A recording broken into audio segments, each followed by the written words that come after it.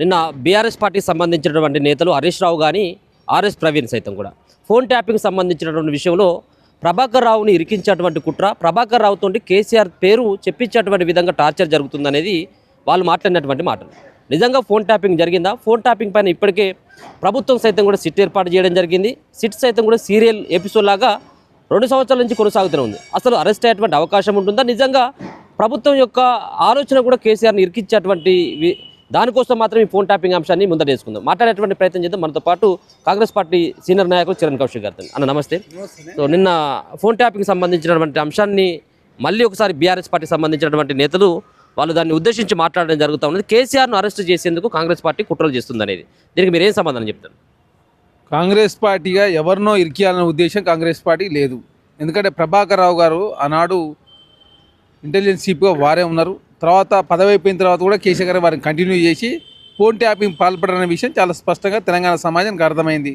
విదేశాల్లో ఉంటేనే హైదరాబాద్ తీసుకొచ్చారు. కోర్టు త్రూ కావచ్చు, ఆ దేశంతో సంప్రదింపులు చేసి అదేవిధంగా ప్రభాకర్ రావు గారిని ఇక్కడ తీసుకొచ్చారు. అదే కాకుండా అంతకుముందు భుజంగరావు గారు కావచ్చు, ప్రణీత్ రావు గారు కావచ్చు, చాలామంది అరెస్ట్ అయ్యి జైలుకి పోయించారు.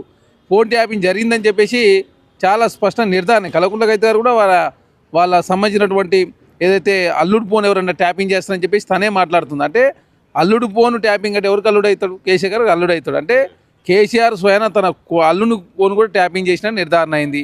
అదే కాకుండా విశ్వేశ్వరరెడ్డి గారికి సంబంధించి వాళ్ళ కుటుంబం సంబంధించిన ఫోన్ ట్యాపింగ్ అయింది. వాళ్ళ కుటుంబానికి సంబంధించినటువంటి ఏదైతే భూమి వేరే వాళ్ళు కొనుగోలు చేస్తే వాళ్ళ నుంచి 13 కోట్ల రూపాయలు ఎలక్షన్ బాండ్లు బీఆర్ఎస్ పార్టీ కొనుగోలు చేసింది. చాలా స్పష్టంగా బీఆర్ఎస్ పార్టీ ఎలక్షన్ బాండ్లు వారిని లొంగ తీసుకొని అదే ఎలక్షన్ బాండ్లు తీసుకుని చెప్పేసి విశ్వేశ్వరరెడ్డి గారు చెప్పారు. తర్వాత ఈటల రాజేంద్ర గారి కుటుంబ సభ్యుల ఫోన్లు ట్యాపింగ్ అయినాయి. రేవంత్ రెడ్డి గారి కుటుంబ ఫోన్లు ట్యాపింగ్ అయినాయి.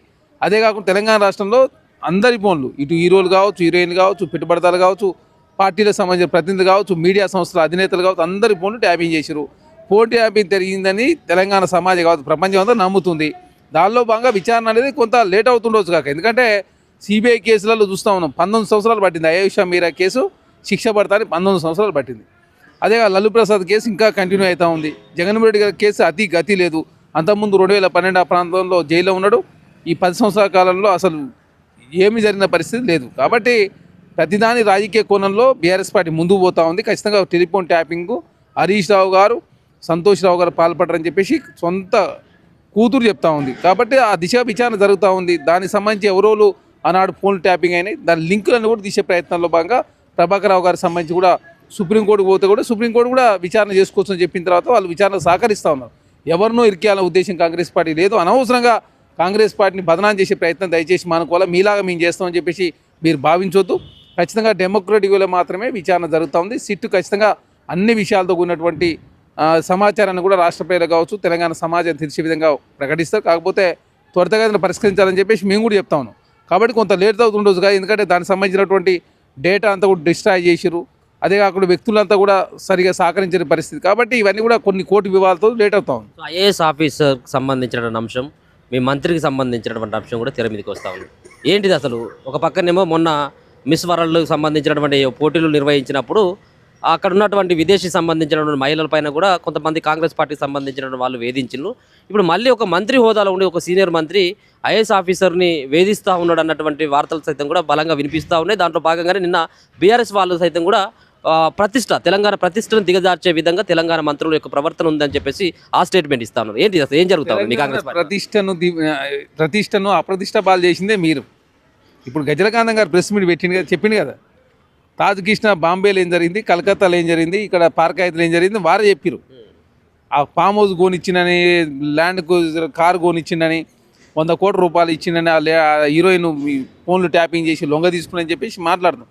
లలిత ప్యాలెస్ ఢిల్లీలో ఏం జరిగింది అన్నీ చెప్తా ఉన్నాడు కదా, రూమ్ నెంబర్తో సహా చెప్తా ఉన్నాడు.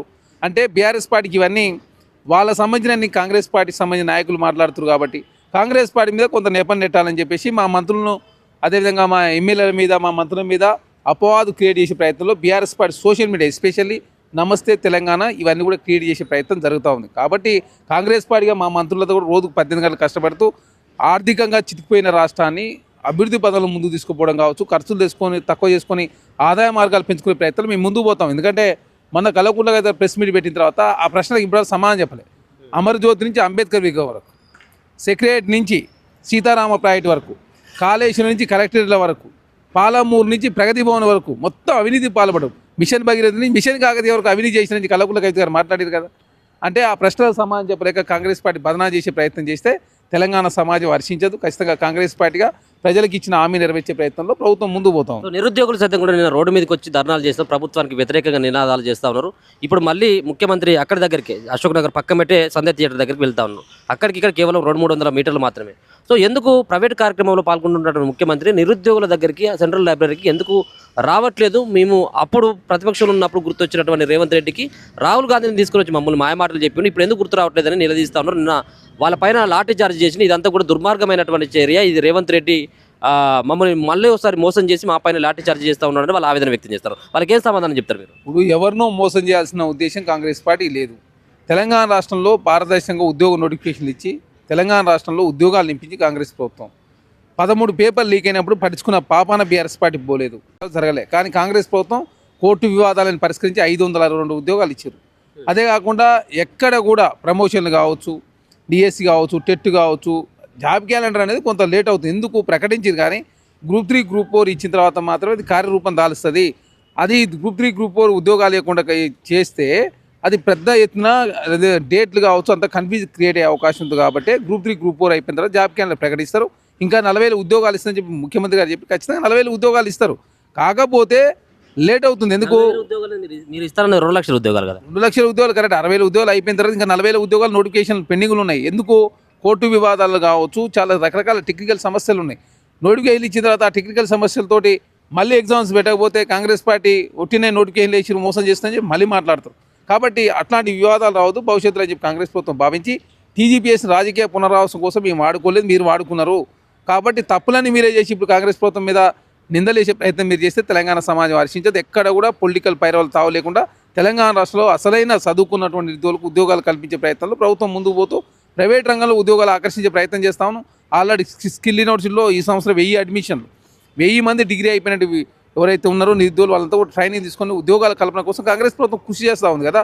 మీరు ప్రధాన రాజకీయ కోణంలో చూడదు. దయచేసి కాంగ్రెస్ పార్టీ తెలంగాణ రాష్ట్రంలో విధ్వంసమైన తెలంగాణను అభివృద్ధి పదాలు తీసుకునే ప్రయత్నంలో భాగంగా రోజుకు 18 గంటల మంత్రులు ముఖ్యమంత్రిగా కష్టపడతా ఉన్నారు.